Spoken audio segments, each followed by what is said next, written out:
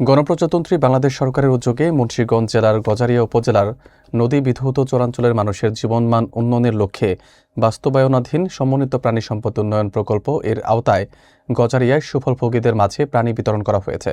বিস্তারিত থাকছে মোহাম্মদ রাসেল সরকারের প্রতিবেদনে।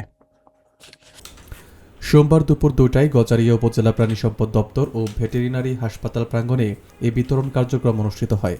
এতে গজারিয়া উপজেলার 4টি ইউনিয়ন হোসেন্দি, বাউশিয়া, গোয়াগাছিয়া ও গজারিয়া ইউনিয়নের মোট 101 জন সুফলভোগীর মাঝে প্রাণী বিতরণ করা হয়।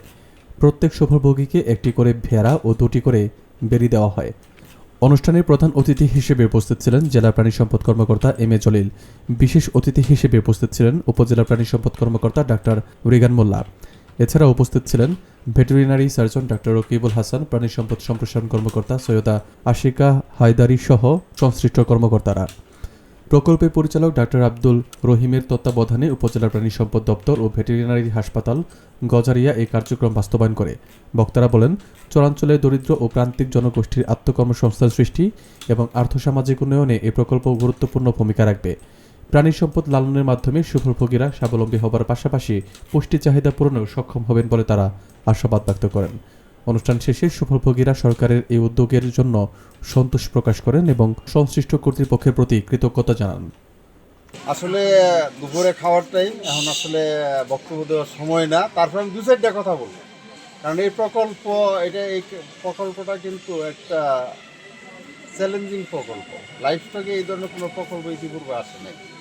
হয় প্রাণী দেওয়া হইতো, না হলে ঘর দেওয়া হইতো, না হলে খাদ্য দেওয়া হইতো, না হলে ওষুধ দেওয়া হইতো, না হলে ভ্যাকসিন দেওয়া হইতো, মানে একটা কিছু দেওয়া হইতো, না হলে ট্রেনিং দেওয়া হইতো। আর এই প্রকল্পের মধ্যে কিন্তু সব প্যাকেজই ধরা আছে। এমনকি এই বেড়াগুলি কই থেকে, এই বেড়াগুলি কিন্তু এই রাজশাহী থেকে আসছে।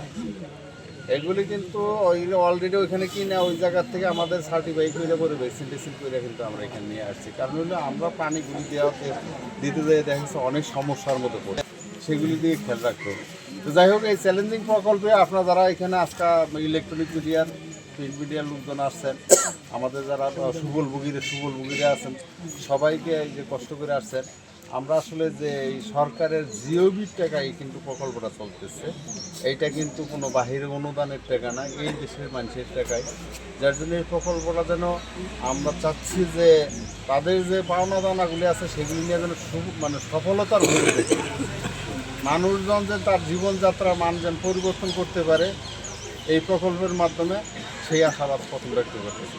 দ্বিতীয়ত হইলো, আমরা ভেড়াকে আমরা বাইছে নিচ্ছি, কারণ বাংলাদেশে ছাগলের যে অবস্থা হয়ে দাঁড়াচ্ছে, ছাগল আমাদের ক্রসব্রিডটা, ছাগলের ব্ল্যাক বেঙ্গল যেটা, এটা ক্রসব্রিডের মাধ্যমে খুব নষ্ট হয়ে গেছে। বেড়াটা টেকসই হচ্ছে।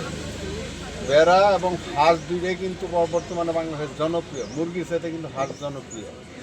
বেড়া কিন্তু এই ধরনের বেড়ার মাংস কিন্তু ছাগলের মাংসের সাথে জনপ্রিয় হয়েছে। বিশেষ করে ছাগলগুলির মধ্যে যমুনা পরিতোতাপরি ভিজা ছাগলগুলি আর ব্ল্যাক বেঙ্গলের ছাগল নাই।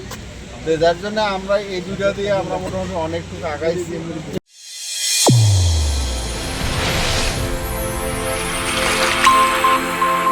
চ্যানেল A1 হৃদয়ের স্পন্দন।